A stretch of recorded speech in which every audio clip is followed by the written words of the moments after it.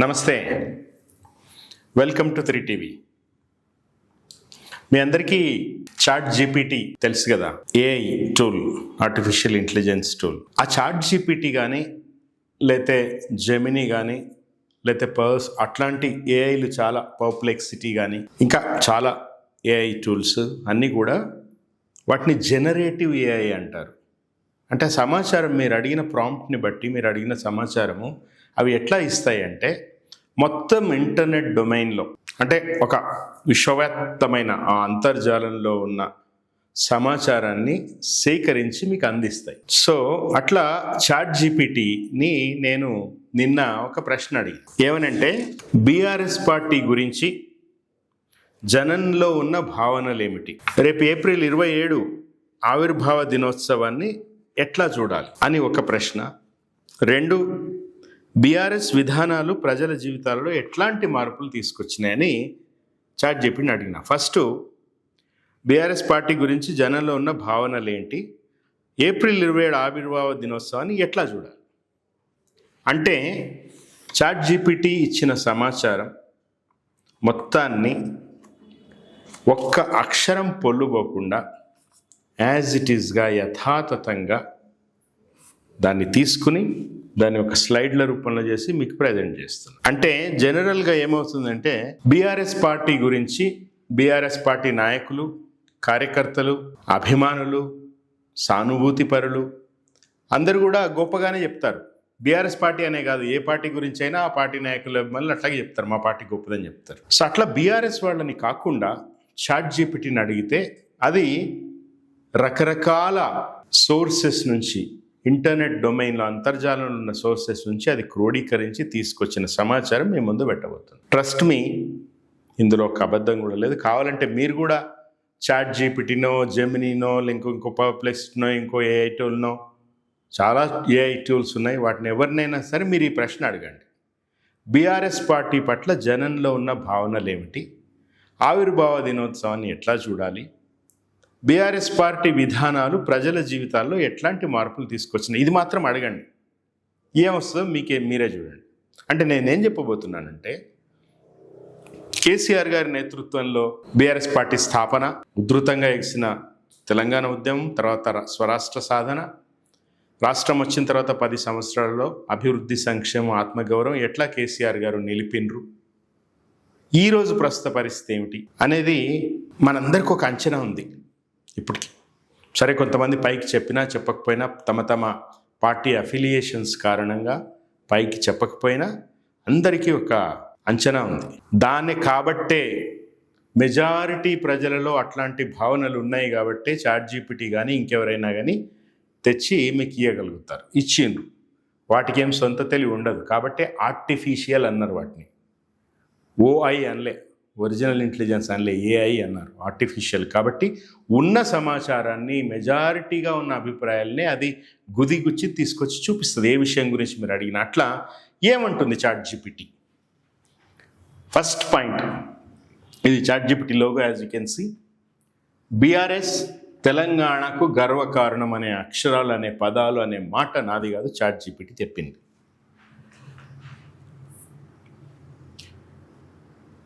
ఇంతకుముందు నేను చెప్పినా కదా, ఈ బీఆర్ఎస్ పార్టీ గురించి జనంలో ఉన్న భావనలు ఏంటి, ఆవిర్భావ దినోత్సవాన్ని ఎట్లా చూడాలని అడిగితే చాట్ జీపీటీ ఇచ్చింది మొత్తం పెట్టిన. అయితే తమ అక్రమ పాలనతో రాష్ట్రాన్ని సర్వభ్రష్టం చేసిన కాంగ్రెస్ పార్టీ, తమ నిర్లక్ష్యంతో, పట్టనితనంతో రాష్ట్రాన్ని గాలికి అనాథలావ చేసిన బీజేపీ పార్టీ, మఖలో బుట్టి పుబ్బలో పోయే పార్టీలు, కొత్తగా పుట్టుకొస్తున్న పార్టీలు, శిబిరాలు, వీటన్నిటి మధ్య తెలంగాణకు ఏకైక వెలుగురేఖ బీఆర్ఎస్ అని దీని సమ్మరీగా నేను మీకు చెప్పదలుచుకున్నాను. ఈ లైన్లు ఇవి నావి, చాట్ జీపీటీ కాదు, నేను సమ్మరీ చెప్తున్నా మీకు. రాజకీయాలు మనకు గేమ్ కాదు, ఇట్ ఈజ్ అ టాస్క్ అంటారు కేసీఆర్ గారు. ఆ కేసీఆర్ గారి ఆ మాట, ఆ దార్శనికత వెలుగులో తెలంగాణ శ్రేణులు నడవాలని, తెలంగాణని మరలా సుసంపన్నంగా నిలబెట్టాలని, అట్లాంటి పరిపాలన మళ్ళీ రావాలని చాట్ జీపీటీ సారాంశంగా నేను నా మాటల్లో మీకు చెప్తూ ప్రజలందరికీ విజ్ఞప్తి చేస్తూ తెలంగాణ బాగుండాలని కోరుకుంటూ ChatGPT ఏమన్నదో చూద్దాం.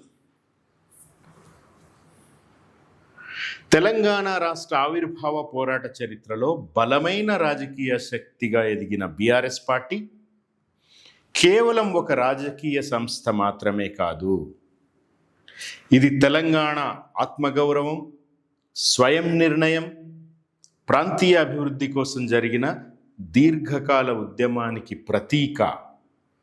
స్వయం పాలన, స్వయం నిర్ణయం, ఆత్మగౌరవము, అభివృద్ధి కోసం జరిగిన ఒక ఉద్యమానికి ప్రతీక. ఈ పార్టీ ఆవిర్భావ దినోత్సవం ప్రతి సంవత్సరం తెలంగాణ ప్రజలకు ఒక గర్వకారణం, అలాగే గత పోరాటాలను గుర్తు చేసుకునే సందర్భం అని ChatGPT అంటుంది, నేనంటలే. ఓకేనా? బీఆర్ఎస్ పార్టీ ప్రారంభం తెలంగాణ రాష్ట్ర సాధన లక్ష్యంతో జరిగింది.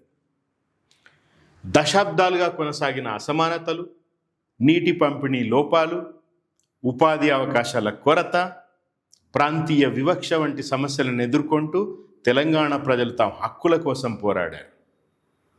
ఈ నేపథ్యంలో ఏర్పడిన బీఆర్ఎస్ ఉద్యమం ప్రజల ఆశలను ఏకీకృతం చేసి ఒక బలమైన రాజకీయ దశనిచ్చింది, ప్రజలని ఎంపవర్ చేసింది. ప్రజలు ఉద్యమం చేసి రాష్ట్రం సాధించుకునేలా బీఆర్ఎస్ పార్టీ ప్రజల్ని జాగృతం చేసింది. బీఆర్ఎస్ పార్టీ ఒక లైట్ హౌస్ లాగా, ఒక దీపస్తంభం లాగా, ఒక దిక్సూచిలాగా పనిచేసింది. కేసీఆర్ గారు ముందుండి నడిపించిన ఉద్యమం సాధించిన రాష్ట్రం.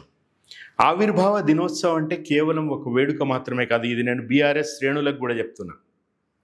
ఏదో కండువాలు వేసుకుని, గులాబీ రంగు జెండాలు వేసుకుని రేపు తెలంగాణ భవన్కు పోయి, లేకపోతే రాష్ట్ర వ్యాప్తంగా ఉన్న మండల కేంద్రాలతో గ్రామాల్లో కూడా టీఆర్ఎస్ జెండా ఎగరేసి మిఠాయిలు పంచుకొని ఇంటికి వచ్చేస్తే సరిపోదు. మహాకవి శ్రీశ్రీ చెప్తాడు, సాధించిన దానికి సంతృప్తిని పొంది అదే విజయమనుకుంటే పొరపాటోయి అంటాడు.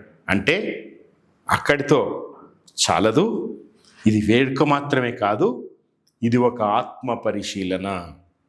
పార్టీ తన ప్రాథమిక లక్ష్యాలను ఎంతవరకు సాధించింది, ప్రజల ఆశయాలను ఎంతవరకు నెరవేర్చింది అనే ప్రశ్నలకు సమాధానం వెతికే రోజు. ఈ ప్రశ్నలకు సమాధానం రేపు ఎవరికి వాళ్ళుగా ఆత్మ పరిశీలన చేసుకోవడం, అవలోకనం చేసుకోవడం, పొరపాట్లు సరిదిద్దుకోవడం, భవిష్యత్ వైపు అడుగులు వేయడం అనేది ప్రతి బీఆర్ఎస్ కార్యకర్త చేయాల్సిన పని. ఎందుకంటే ChatGPT కూడా మీ మీద పెద్ద బాధ్యత పెట్టింది. తెలంగాణని మీరే బాగు చేయాలంటోంది. రాష్ట్ర సాధన తర్వాత బీఆర్ఎస్ ప్రభుత్వం పలు సంక్షేమ అభివృద్ధి కార్యక్రమాలను అమలు చేసి తెలంగాణను అభివృద్ధిగా దిశగా నడిపించడానికి కృషి చేసింది. రైతు బంధు, రైతు బీమా, కళ్యాణ లక్ష్మి, షాదీ ముబారక్ వంటి పథకాలు సామాజిక భద్రతను పెంచడంలో కీలక పాత్ర పోషించాయి. చాలాసార్లు బీఆర్ఎస్ ఎమ్మెల్యేలు కానీ, నాయకులు కానీ, కార్యకర్తలు కానీ మేము రైతు బంధు ఇచ్చినాం, రైతు బీమా ఇచ్చినాం అనేది చెప్తుంటారు ఏదో పథకాల్లాగా. కానీ దాని వెనకాల ఉన్న గొప్ప ఆలోచన ఏంటంటే సామాజిక భద్రత, రైతులు ఆత్మగౌరవం, ఒక డిస్ట్రెస్ సేల్లోకి పోకుండా, ఉన్నకాడికి తెగనమ్ముకోకుండా, అప్పులపాల ఆత్మహత్యలు చేసుకోకుండా రైతులని స్వావలంబన దిశగా, కళ్యాణ లక్ష్మి, షాదీ ముబారక్ కూడా ఆయా వర్గాలలో ఒక కాన్ఫిడెన్స్ నింపి ఒక సామాజిక భద్రతను ఇచ్చే విధాన నిర్ణయాలుగా వీటిని చూడాలని కోరుతా ఉన్నాను. అదే సమయంలో ఏ రాజకీయ వ్యవస్థల బీఆర్ఎస్ కూడా విమర్శలకు అతీతం కాదు. ప్రజాస్వామ్యంలో విమర్శలు, సూచనలు సహజం. ఇవి వ్యవస్థను మరింత బలోపేతం చేయడానికి ఉపయోగపడాలి. ఆవిర్భావ దినోత్సవం సందర్భంగా పార్టీ తన బలాలు, బలహీనతలు సమీక్షించుకొని భవిష్యత్తు కోసం కొత్త దిశను నిర్ణయించుకోవాలని ChatGPT సలహా ఇస్తున్నది బీఆర్ఎస్ మిత్రులారా. అట్లాగే ఈరోజు అంటే ఆవిర్భావ దినోత్సవం యువతకు కూడా ఒక ప్రేరణ. ఎందుకు? ఉద్యమాలు ఎలా నిర్మించాలి, ప్రజల సమస్యలను ఎలా అర్థం చేసుకోవాలి, రాజకీయాలలో విలువలు, దిశ ఎంత ముఖ్యమో తెలుసుకునే అవకాశం. చాలా చాలా చాలా ముఖ్యం. రాజకీయాల్లో విలువలు ఉండాలా, ఒక డైరెక్షన్ ఉండాలా, దిశ ఉండాలా. మన పార్టీ లక్ష్య ప్రకటన ఏంటి, మన పార్టీ అధినాయకుడి విధాన నిర్ణయం ఏంటి, ఆయన భవిష్యత్ దృష్టి ఏంటి, తెలంగాణ కోసం ఆయన మనసులో ఎట్లాంటి ఆలోచనలు ఉన్నాయి, ముందు అధినాయకుడిని అర్థం చేసుకోవాలి, కింద ప్రజలను కూడా అర్థం చేసుకోవాలి, వాటికి వారధిగా నిలవాలి అనేది కూడా ఈ సందర్భంగా మనం గుర్తుపెట్టుకోవాలి, మననం చేసుకోవాలి. తెలంగాణ రాష్ట్ర నిర్మాణం వెనుక ఉన్న త్యాగాలు, కృషి గుర్తించుకొని భవిష్యత్ తరాలకు మంచి రాష్ట్రాన్ని అందించడం ప్రతి ఒక్కరి బాధ్యత. మొత్తానికి బీఆర్ఎస్ ఆవిర్భావ దినోత్సవం ఒక వేడుక మాత్రమే కాదు, ఇది ఒక చరిత్ర, ఒక ఉద్యమం, ఒక బాధ్యత. తెలంగాణ ప్రజల ఆశయాలు, ఆకాంక్షలు నెరవేర్చే దిశగా ఈ ప్రయాణం కొనసాగాలని ఆశిద్దాం అంటూ చాట్‌జీపీటీ శుభాకాంక్షలు చెప్తున్నది బీఆర్ఎస్కు. తర్వాత నేను అడిగిన రెండో ప్రశ్న చాట్‌జీపీటీని, బీఆర్ఎస్ విధానాలు ప్రజల జీవితాలలో ఎట్లాంటి మార్పు తీసుకొచ్చాయి అంటే ఏమంటుందంటే, బీఆర్ఎస్ విధానాలు మరియు వాటి ప్రభావాన్ని గమనిస్తే ఈ పార్టీ పాలనలో తెలంగాణలో కొన్ని కీలక రంగాల్లో గుణాత్మక మార్పులు చోటు చేసుకున్నాయి. మీకు గుర్తు రావాలి, నేను ఈ గుణాత్మక మార్పు అంటున్నప్పుడు కేసీఆర్ గారు పదే పదే పదే చెప్తుంటారు, గుణాత్మక రాజకీయాలలో గుణాత్మక మార్పు రావాలని ఆయన ఎప్పుడు చెప్తూ ఉంటారు. ఆ గుణాత్మక మార్పు ఒక క్వాలిటేటివ్ చేంజ్ రావాలి అని అనేక విశ్లేషణలు సూచిస్తాయి. ఈ మార్పులను విభాగాల వారీగా పరిశీలిస్తే స్పష్టత వస్తుంది. మొదటగా వ్యవసాయ రంగం. కల్వకుంట్ల చంద్రశేఖరరావు నాయకత్వంలో తీసుకొచ్చిన రైతు బంధు పథకం రైతులకు నేరుగా పెట్టుబడి సాయం అందించడం ద్వారా దేశవ్యాప్తంగా ఒక మోడల్గా నిలిచింది. ఇదేదో రైతు బంధు అనేది టింగ్ అని పైసలు వాళ్ళకి పడితే వాళ్ళు సంతోషపడేది అంత సింపుల్ కాదు. ఇది ఒక విధాన నిర్ణయము, పెట్టుబడి సహాయము. రైతులు ఎరువుల కోసం, విత్తనాల కోసం, పురుగు మందుల కోసం, కూలీలకిచ్చే కూలీ కోసం ప్రైవేట్ వ్యాపారుల దగ్గర విపరీతమైన మిత్తి ఇచ్చి పైసలు తెచ్చి అప్పుల పాలై పంటలు వండక, పండిన కొనక, ఆత్మహత్యలు చేసుకుని, కరెంటు లేక మోటార్లు గాలిపోయి అప్పుల పాలై ఎన్నో బోర్లు వేసి ఒక వ్యవసాయ భూమిలో అప్పుల పాలైన పరిస్థితి తెలంగాణ చూస్తుంది. ఈ రైతాంగం యొక్క ఈ గోస తీర్చాలే, పెట్టుబడి సహాయం ఇయ్యాలే అన్న ఒక గొప్ప ఆలోచనతో కేసీఆర్ గారు రైతు బంధు తీసుకొచ్చినారు. కాబట్టే అదంత సక్సెస్ఫుల్గా అయింది. 10 సంవత్సరాల్లో తెలంగాణ దేశానికే అన్నపూర్ణైంది. తెలంగాణ ధాన్యం ఉత్పత్తిలో పంజాబ్ని, ఉత్తరాది రాష్ట్రాలని తలదన్ని అగ్రభాగంలో నిలిచిందంటే ఉత్తగా జరగలేదు. రైతు ఖర్చుల్లో భాగాన్ని ప్రభుత్వం భరించడం వల్ల అప్పులపై ఆధార పరిస్థితి తగ్గింది. దీనికి తోడు రైతు బీమా ద్వారా రైతు కుటుంబాలకు భద్రత కల్పించడం జరిగింది. ఫలితంగా వ్యవసాయం పట్ల నమ్మకం పెరిగింది, కాన్ఫిడెన్స్ వచ్చింది రైతాంగంలో. నీటి వనరుల పరంగా చూస్తే కాలువలు, ప్రాజెక్టులు, లిఫ్ట్ ఇరిగేషన్ పథకాల ద్వారా సాగునీటి విస్తీర్ణం గణనీయంగా పెరిగింది. ఇది పంటల ఉత్పాదకతను పెంచడమే కాకుండా గ్రామీణ ఆర్థిక వ్యవస్థను బలోపేతం చేసింది. ఇవి చాలా చాలా కీలకమైన అంశాలు. గ్రామీణ ఆర్థిక వ్యవస్థను బలోపేతం చేయడం ద్వారా ఏం జరుగుతుందంటే పట్టణాల మీద ఆధారపడడం తగ్గుతుంది. ఎక్కడికక్కడ సెల్ఫ్ సస్టైనబిలిటీ అనేది కేసీఆర్ గారు పెంచారు. పూర్వం వర్షాధారంగా ఉన్న ప్రాంతాలు ఇప్పుడు స్థిర సాగుకు మారడం కూడా ఒక కీలక మార్పు. మిషన్ కాకతీయ ద్వారా చెరువుల పూడికలు చేసి చెరువుల పునరుజ్జీవం చేయడం ద్వారా గ్రౌండ్ వాటర్ పెరిగి మొత్తం తెలంగాణ అంతా కలేకూరి ప్రసాద్ అనే కవి చెప్పినట్టు భూమికి పచ్చని రంగేసినట్టు అమ్మలాల అన్నట్టు అట్లా తెలంగాణ అనేది హరిత వనంలాగా మారింది కేసీఆర్ గారి హయాంలో. సామాజిక సంక్షేమంలో కూడా బీఆర్ఎస్ విధానాలు ప్రభావం చూపాయి. కళ్యాణ లక్ష్మి, షాదీ ముబారక్ వంటి పథకాలు పేద కుటుంబాలకు ఆర్థిక భారం తగ్గించినాయి. మీకు తెలుసా, చాలా సెక్షన్స్లో ఊళ్ళలో ఇప్పటికి కూడా బాల్య వివాహాలు జరిగేవి గతంలో. షాదీ ముబారక్, కళ్యాణ లక్ష్మి వచ్చిన తర్వాత, ఎందుకంటే ఆధార్ కార్డు ప్రకారం వయసు అనేది డిటర్మైన్ అవుతుంది కాబట్టి మేజర్ అయితేనే పెళ్లి అయితే, మేజర్ అయిన తర్వాతనే పెళ్లి చేయాలి, అప్పుడే కళ్యాణ లక్ష్మి, షాదీ ముబారక్ అందుతాయనే కండిషన్ ఉండడం వల్ల బాల్య వివాహాలు తగ్గినాయి అనేది మనందరి అనుభవం. అలాగే వృద్ధులు, వికలాంగులు, విధవలకు, వితంతువులకు పెన్షన్ను పెంచడం ద్వారా సామాజిక భద్రతను విస్తరించారు. వీళ్ళందరికీ కూడా ఒక సోషల్ సెక్యూరిటీ ఇవ్వడం జరిగింది. ఇండ్ల నిర్మాణం, తాగునీరు, విద్యుత్ వంటి ప్రాథమిక సదుపాయాల విషయంలో కూడా మార్పులు కనిపించాయి. మిషన్ భగీరథ ద్వారా గ్రామాలకు తాగునీరు, 24 గంటల విద్యుత్ సరఫరా వంటి చర్యలు జీవన ప్రమాణాలను మెరుగుపరిచాయి. మౌలిక వసతుల కల్పన మీద కేసీఆర్ గారు దృష్టి పెట్టారు. ఒకవైపు చాలా పెద్దగా ఆలోచిస్తూ దేశ తలసరి ఆదాయము, జీడిపి, జిఎస్డిపి, ప్రపంచంలో ఎక్కడెక్కడ పెద్ద పెద్ద రిజర్వాయర్లు ఉన్నాయి, మన దగ్గర ఎందుకు లేవు, అంత పెద్ద విషయాలు ఆలోచిస్తూ చాలా సూక్ష్మమైన విషయాలు కూడా కేసీఆర్ గారు ఆలోచించి వాటిని విధానాల రూపంలో ప్రజలకు అందించారు ఆ ఫలితాలని అనేది ChatGPT స్పష్టం చేస్తూ ఉన్నది. గ్రామీణ ప్రాంతాల్లో జీవన నాణ్యత పెరగడం వల్ల నగరాలపై కొంత ఒత్తిడి తగ్గింది, వలసలు తగ్గడము అనేది సాధ్యమైంది. ఇది ఎప్పుడు చూడలేదు మనం గతంలో. బిఫోర్ కేసీఆర్ ఇవేవి మన అనుభవంలో లేవు. పట్టణాభివృద్ధి పరంగా కూడా మౌలిక వసతుల విస్తరణ జరిగింది. రోడ్లు, ఫ్లైఓవర్లు, మెట్రో వంటి ప్రాజెక్టులు నగర జీవనాన్ని సులభతరం చేశాయి. ఐటీ రంగం విస్తరణతో ఉద్యోగ అవకాశాలు పెరిగినాయి. అయితే ఈ మార్పులతో పాటు కొన్ని సవాళ్లు కూడా ఉన్నాయి. ప్రభుత్వ ఖర్చులు పెరగడం, ఆదాయ వనరుల సమతుల్యం, నిరుద్యోగ సమస్య, విద్య, ఆరోగ్య రంగాల్లో ఇంకా మెరుగుదల అవసరం.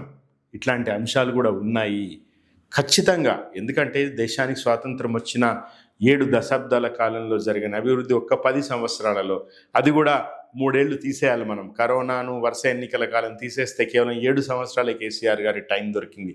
ఆడు 7 సంవత్సరాల్లో కని విని ఎరుగని అభివృద్ధి సంక్షేమాలు అందించినారు. ఇంకా చాలా చేయాల్సినవి ఉన్నాయి, ఖచ్చితంగా చేయాలి. చాలా ప్రజల అవసరాలు పెరుగుతూ ఉంటాయి, వాటిని తీర్చాలి, జీవన ప్రమాణాలు పెంచాలి.